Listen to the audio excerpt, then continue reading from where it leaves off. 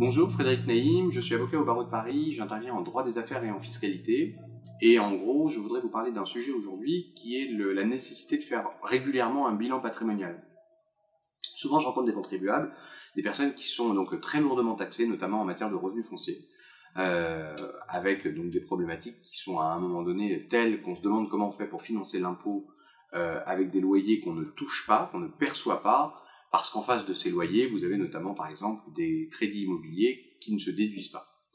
Et la question, c'est comment on fait pour réduire la fiscalité.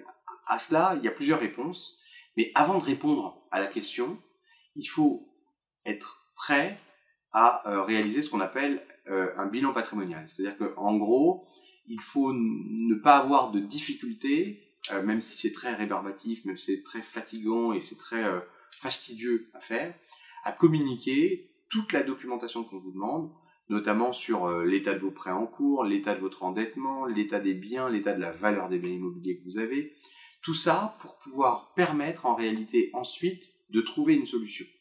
Parce que la défiscalisation, la diminution de fiscalité, la réduction du poids fiscal, ça passe avant tout par une bonne connaissance de votre situation à vous. C'est-à-dire qu'en gros, il n'y a pas une solution unique, une solution miracle, qui permettrait à un contribuable type de réduire sa fiscalité de manière automatique.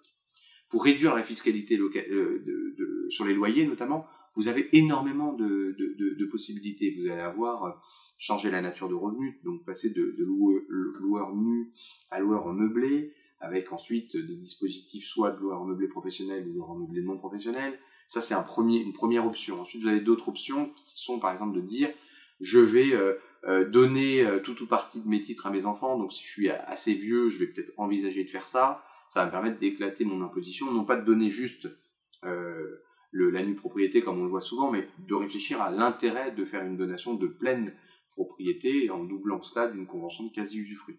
Vous pouvez autrement avoir ensuite d'autres options qui seraient de dire je vais vendre à une société soumise à l'impôt sur les sociétés dans laquelle je vais mettre mes enfants par exemple, ou moi-même, pour réduire le poids de la fiscalité. Donc si vous voulez, il y a énormément de solutions qui sont concrètes, qui sont efficaces, mais pour bien choisir une solution, il faut bien connaître votre situation, et pour bien connaître votre situation, il faut tout simplement être prêt à communiquer énormément de documentation. Donc, en prenant l'initiative de dire je veux faire un bilan patrimonial, mettez-vous en tête qu'il faut être prêt pendant 3 mois, pendant presque 6 mois, à communiquer le maximum de documents pour qu'on ait une connaissance parfaite de votre situation.